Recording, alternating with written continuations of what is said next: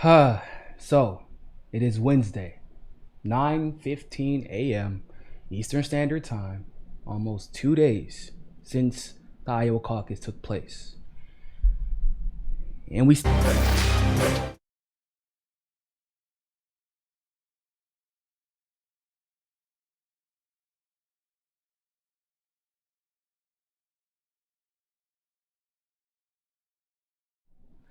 what is we're talking about. So if you're watching this live, don't worry. If the stream is giving you all too much trouble, we will re-upload the stream to ROKFIN and on YouTube and discriminate. So with that being said, it is the morning of, right?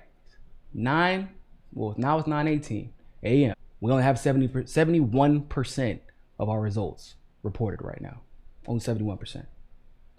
Now, the Iowa Democratic Party has not given a single reason as to why the hell that is. We don't know, actually. Now, we can, if we go look at, for example, the Washington Post and check out their results. Even the Washington Post is kind of nonsensically claiming Buttigieg is a victor in their headline, right? In their headline results. But then if you scroll down, okay, I type in Washington Post and it takes me to Sam's Club. Well, I'm not trying to shop. They got me trying to shop. But basically, you see this pattern within the mainstream media where they're trying to make the headlines that Buttigieg is winning, but in actuality, even right now as we speak, he is not. So if we look at the Iowa Live results, it says here that Buttigieg has 26.8% of the percent and that Bernie Sanders has 25.2%. What the hell is this? We don't know. The state delegates. Ladies and gentlemen, in this primary election, is Bernie Sanders and Pete Buttigieg running for state delegate count? No, I didn't think so. Why is that being reported? Well, do you remember how the superdelegate situation went in 2016? I know a lot of you probably do.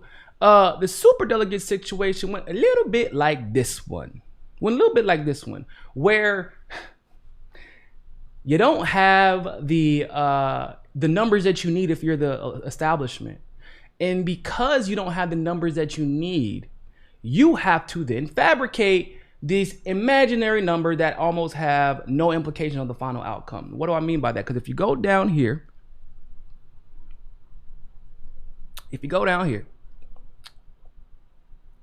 to first and second alignments, which is incredibly more important than the state delegate count, you have first alignment, Bernie Sanders in first place with 31,322 votes. Buttigieg, 27,418 votes.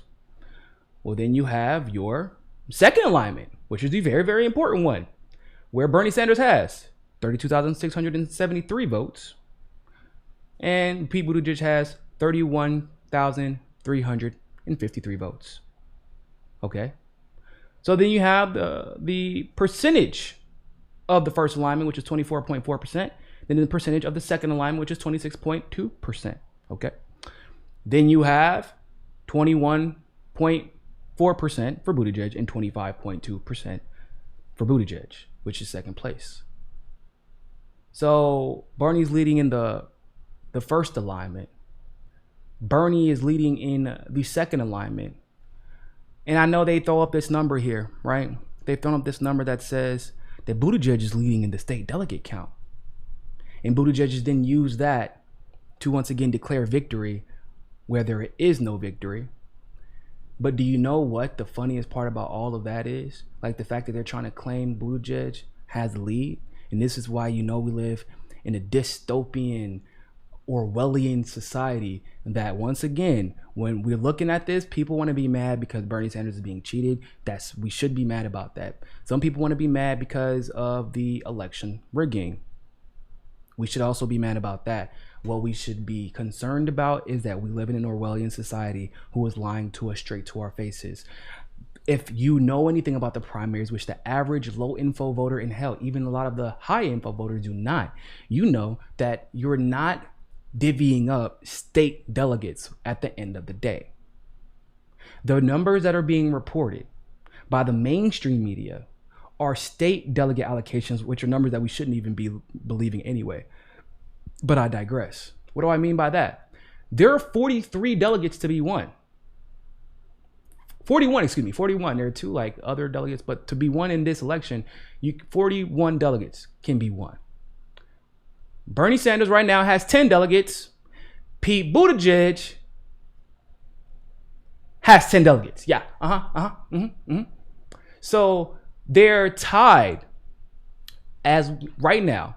They're tied at 10 delegates apiece. Bernie is beating him in the popular vote, the first alignment. Bernie is beating him in the popular vote in the second alignment. But somehow, some way, CNN is declaring Buttigieg the winner, and Pete Buttigieg is declaring Pete Buttigieg the winner. That don't freak anybody out a little bit? That don't just make you a little sick to your stomach? Just think about it like this. I said this last night on Pasta and Fiorella's show, The Convo Couch. What is most worrisome to me is the fact that we're talking about the real story, but the mainstream media, even some honest actors, are not actually covering the real story here. It isn't whether or not Bernie Sanders wins. It isn't whether or not Pete Buttigieg wins. That's not even the real story, ladies and gentlemen. You know what the real story is? The real story is the fact that we're even slightly considering taking seriously the results being reported by an app that from a company that Pete Buttigieg paid $42,000 for. Why is this even a consideration? Why are we taking these results seriously? There has been no indication that, yeah, the app is messed up. Yeah, there was a coding issue on the back end. Yeah, okay. The app is messed up, cool. But there has been no indication that they're not using that app still. There has been no indication from the Iowa Democratic Party that they're not still using those results reported by that app. Has anybody seen an article anywhere that says, hey, everybody, it's cool, we're going to use the paper backups with the results reported and not use that app? Have you seen that anywhere? I've been looking all over. I haven't seen it. I've seen the Iowa Democratic Party making excuses. I've seen the Democratic Party apologizing. I've seen Nevada say they're not going to use it anymore, which is, that's good news, I guess. But they have not said at any point, ladies and gentlemen, they said we're not going to use this app anymore in other elections. They did not say that they're not going to use the results from this app. Do you not find that a little bit problematic that that is not the story? I have to give a shout out to NBC because they actually did cover this. NBC did. And of course, you know, some of your favorite indie media outlets did, but not nearly enough people.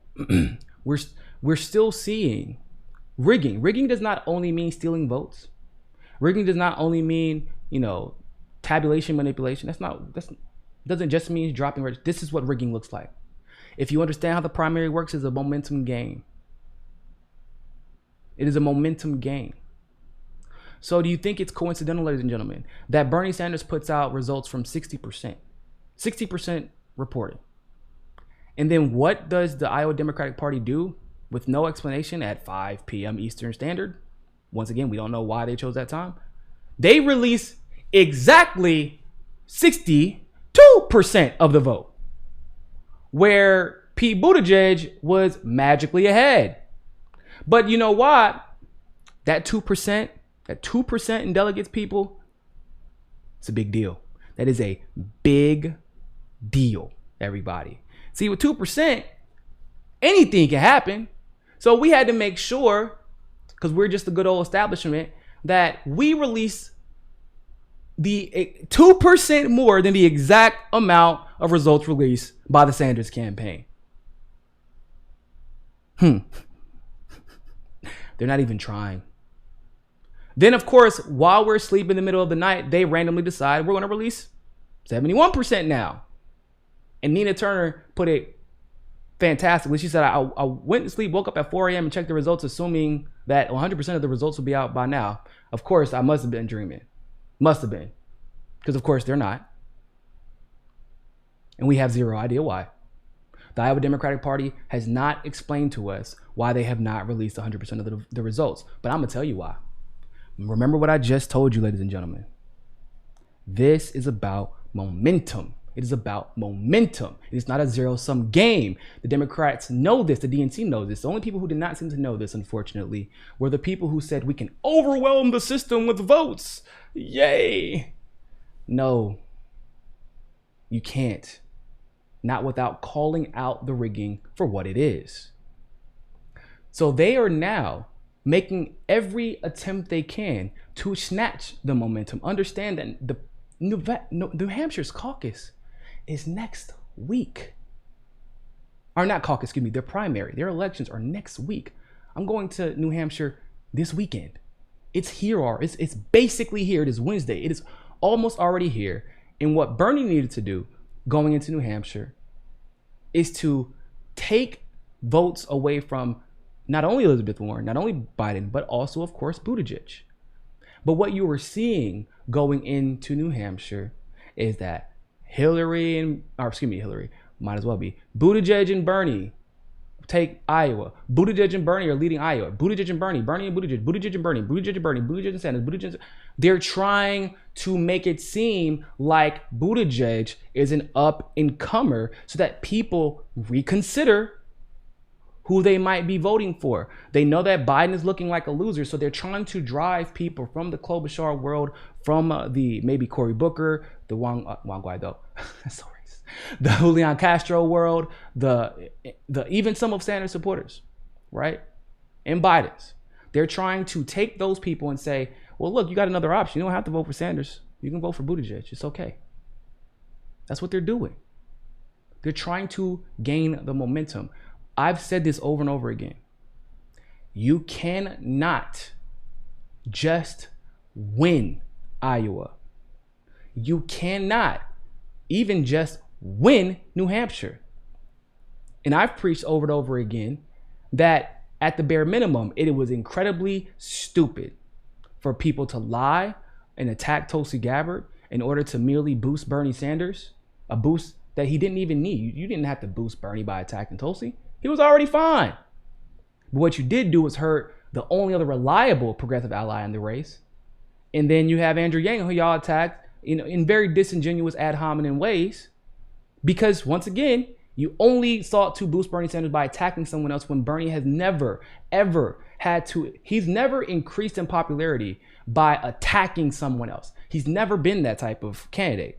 I know I was one of the students in charge of that movement in 2016. We never had to, I didn't even know everything I knew about Hillary when Bernie started surging. So you did that unnecessarily. So the buffer between their best candidate and the progressive's most popular candidate is now much, much smaller than it would have been if people would have just been honest actors and let democracy take its place or take its course. So we have a whole different issue on our hands, ladies and gentlemen. I do not want to, underestimate the reality that we are in right now. The situation is this. Pete Buttigieg is a problem. We should not take it lightly. He now has momentum going into a state that Bernie Sanders needs to win to maintain his momentum. And he can't just tie. He can't just win by 2% like he's about to do in Iowa. He can't just win by 3% like he's about to do in Iowa. He has to obliterate Pete Buttigieg, because if he does not, after he obliterated Hillary Clinton, we are setting the stage for a contested convention that we cannot win. Everybody wanted to insult Tulsi supporters who are actually thinking logically, because even though I've endorsed Tulsi, I'm also a pragmatist and a strategist. I've done this before on campaigns. and I study these rules, you know, I wouldn't consider myself a PhD in them, but I study them often, and I think about, and I know the implications of them. And I've been talking about delegate horse trading and momentum and percentages and what it means, and how the delegates at this stage aren't what's important, but it is the momentum that you get and what the precedence that's been set versus the precedence going forward. This is what we've been talking about since January. And everybody we're so stuck in their ways. They're stuck in what they wanted, not what the movement needed. That they might have just set Pete Buttigieg up and set the establishment up to take us down before we even get the ball rolling. Because you had someone that, yeah, might have tied Bernie in New Hampshire. So what? That sends a signal. If Tulsi tied Bernie in New Hampshire, that sends a signal to the entire establishment that, one, we know what you did in Iowa. We now know what you did in Iowa. Two, Bernie Sanders is now not taking on the entire establishment by himself, because right now, as it looks, that's exactly what he's doing. Unless something like a miracle happens in New Hampshire, which I think it will. And if Tulsi gets second and Bernie gets second, or they tie, that would mean they're tying probably taking most of the delegates in that state, which drops Pete Buttigieg to second or third place potentially. It drops Warren to third, fourth, or no, actually, that would drop her to about fourth or fifth, because I don't think she's going to outpace Klobuchar in that state. That's what could have happened. That's what I'm hoping happens. And if we were working together as a movement to ensure that this happened, we would be looking at much different results right now. Like we would have a different, a different outlook on what New Hampshire could potentially be. And so instead, we have a close race where even if Sanders wins, which I do believe he will, even if he wins Iowa, they're already trying to suck the momentum out. But we enabled polls, right? We have been enabling the establishment. Not us, but people have been enabling the establishment by focusing their energy on attacking allies rather than spending energy calling out the establishment, who is really our enemy. And now we're going into New Hampshire, where we know it is highly likely that Bernie will win. But how much will he win by? That is the actual question that we're faced with ourselves.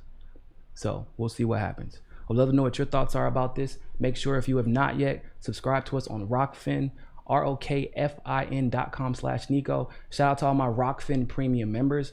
You know, if you're on ROKFIN Premium, you will get our MCSE podcast. That will be MCSE Uncensored podcast with myself and Robbie Yeager. That, of course, will be dropping again today, like every Wednesday. And you know, we got a long show. We got a lot of stuff to talk about. You know, Robbie is going to come with those receipts, those FEC documents. He's going to be dropping a lot of knowledge about Shadow Inc., Joe Biden, Pete Buttigieg, and all that shit today on our MCSE Uncensored podcast. So make sure that if you are a ROKFIN Premium member, look out for that. And if you want to become a ROKFIN Premium member, all you have to do is just pay $9.99 a month. You endorse us, $9.99 a month, and you get actually not only our premium content, but everybody's premium content.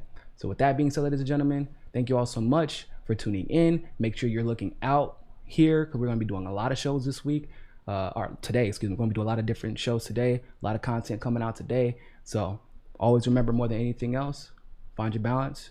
See you soon. Peace.